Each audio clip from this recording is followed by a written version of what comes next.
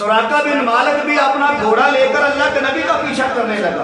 हिजरत की रात जब अल्लाह के नबी अबू बकर सिद्दीक रज़ी अल्लाह ताला को साथ लेकर मदीने की तरफ जा रहे थे तो मुशरिकीन मक्का ने पीछे से ऐलान कर दिया कि जो कोई आदमी अल्लाह के नबी को पकड़ के लेकर आया जाए या अबू बकर सिद्दीक को पकड़ के लेके आएगा उसको हम 100 ऊंट इनाम देंगे। तो ये सुराका बिन मालिक जब इसने सुना कि 100 ऊंट इनाम रखे हैं, इसके मुंह में पानी आ गया।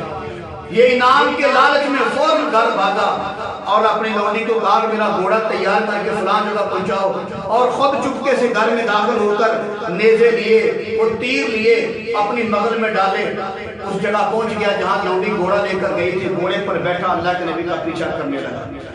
अल्लाह के नबी के जब करीब पहुंच गया तो अबू बकर सिद्दीक रज़ी अल्लाह ताला अन्हु जो मुड़ मुड़ के बार बार पीछे देख रहे थे कि कहीं कोई दुश्मन आकर मेरे महबूब को तकलीफ न पहुंचाए, तो अबू बकर सिद्दीक ने जब पीछे मुड़ के देखा तो एक शाह सवार है, घोड़े पर बैठा दौड़ता हुआ आ रहा है। तो अल्लाह के नबी से अर्ज किए या रसूल अल्लाह फिदा करती हो उम्मी, एक पीछे घोड़सवार बड़ी तेजी से आ रहा है। तो अल्लाह के नबी ने फरमाया अबू बकर तुम परेशान ना हो, अल्लाह हमारे साथ है। कहा अल्लाह हमारे साथ है, ये नहीं कहा मेरे साथ है। तो मालूम हुआ अल्लाह के हबीब अबू बकर सिद्दीक को अपना समझते थे। कहा अल्लाह हमारे साथ है। जब वो घोड़सवार करीब आया जिसका नाम था सुराका बिन मालिक, जब नबी के करीब आया तो उसके घोड़े को ठोकर लगी और वो पटक कर जमीन पर गिरा। तो मालूम हुआ जो अल्लाह के नबी से दुश्मनी रखता है या अबू बकर सिद्दीक से दुश्मनी रखता है, समझो कि उसको ठोकर लगी। सुराका बिन मालिक को ठोकर लगी, वो जमीन पे गिरा, फिर उठा तो अपने कपड़े झाड़े और एक फाल निकाली। उसका मतलब ये था कि मैं फाल निकाल के देखूं कि मैं दोबारा अल्लाह के नबी का पीछा करूं कि ना करूं। फाल निकाले तो फाल में ये आया कि पीछा ना कर, लेकिन उसके दिमाग में 100 ऊंटों का भूत सवार था, इनाम का नशा सवार था उसके दिमाग में। फिर उसने अपने घोड़े को उठाया, खुद उठा, फिर अल्लाह के नबी का ताक़ुब किया। जब अल्लाह के नबी के फिर करीब पहुंचा तो उसके घोड़े के अगले दोनों पांव जमीन के अंदर दंस गए और खुद जमीन पर पटक कर गिरा, फिर गिरा जमीन पर। फिर अल्लाह के नबी से अर्ज करता है हजरत साहब ये आपकी दुआ से सारा मामला हुआ है, आप दुआ फरमाएं मेरे घोड़े के पांव जो है जमीन से निकल जाए। तो मैं माफी मांगता हूँ, मैंने लालच किया था, मैं लालच में आ गया था, मैं माफी मांगता हूँ, आइंदा ये मामला नहीं करूंगा।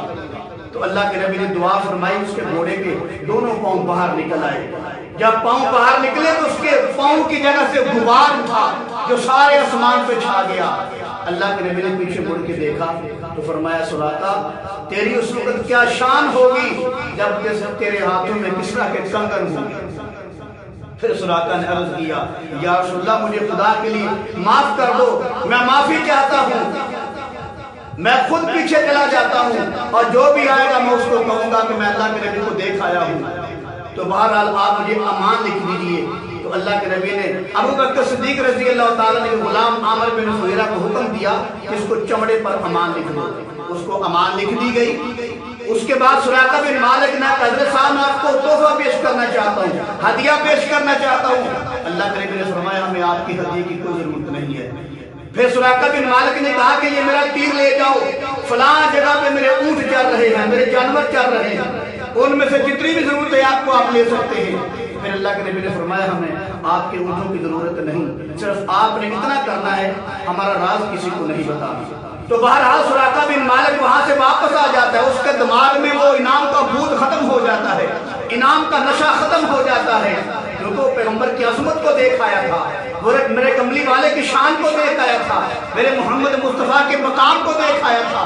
वो समझ चुका था कि जिसको बचाने वाला खुदा होता है, दुनिया की कोई ताकत उसको नहीं पकड़ सकती। उसके बाद मक्का जब फतह हुआ, हुनैन का मार्का हुआ, हुनैन के मार्के के बाद सुराका बिन मालिक जो है अल्लाह के नबी की खिदमत में हाजिर होता है और नबी का लिखा हुआ जो अमान नामा है वो अल्लाह के नबी की खिदमत में पेश करता है और कहता है या रसूल अल्लाह ये आपका ही लिखाया हुआ ये अमान नामा है, तो मैं आपसे अमन चाहता हूँ। अल्लाह के नबी ने اس کو امن دے دیا اور وہ کلمہ پڑھ کے مسلمان ہو گیا۔ بہرحال جب دور گزرتا گیا، عمر بن خطاب کا دور آیا، سبحان اللہ، عمر بن خطاب کے دور میں ایران فتح ہوا، کسریٰ کا خزانہ مسلمانوں کے ہاتھ لگا، مسجد نبوی کا سارا صحن جو ہے مال غنیمت سے بھر گیا۔ عمر بن خطاب مال غنیمت تقسیم کر رہے تھے، تقسیم کرتے کرتے جب اس مال غنیمت میں سے کسریٰ کے کنگن نکلے نا، پھر عمر بن خطاب کو وہ ہجرت والا واقعہ یاد آیا، سراقہ بن مالک کی بات یاد آئی۔ پھر عمر بن خطاب نے اعلان فرمایا سراقہ بن مالک کہاں ہے، اس کو بلاؤ۔ سراقہ بن مالک کھڑے ہوئے، جی حضرت صاحب کیا حکم ہے؟ فرمایا قریب آؤ۔ قریب آئے گے تو فرمایا کہ یہ کسریٰ کے کنگن ہیں۔ میرے کملی والے نے فرمایا تھا اے سراقہ تیری اس وقت کیا شان ہوگی جب تیرے ہاتھوں میں کسریٰ کے کنگن پہنائے جائیں گے اے سراقہ۔ عمر بن خطاب نے فرمایا اے سراقہ اگرچہ سونا پہننا مرد کے لیے حرام ہے، لیکن آج سونا پہن کے تھوڑی دیر کے لیے ثابت کر دے کہ ساری دنیا غلط ہو سکتی ہے، میرے محمد کا فرمان غلط نہیں ہو سکتا۔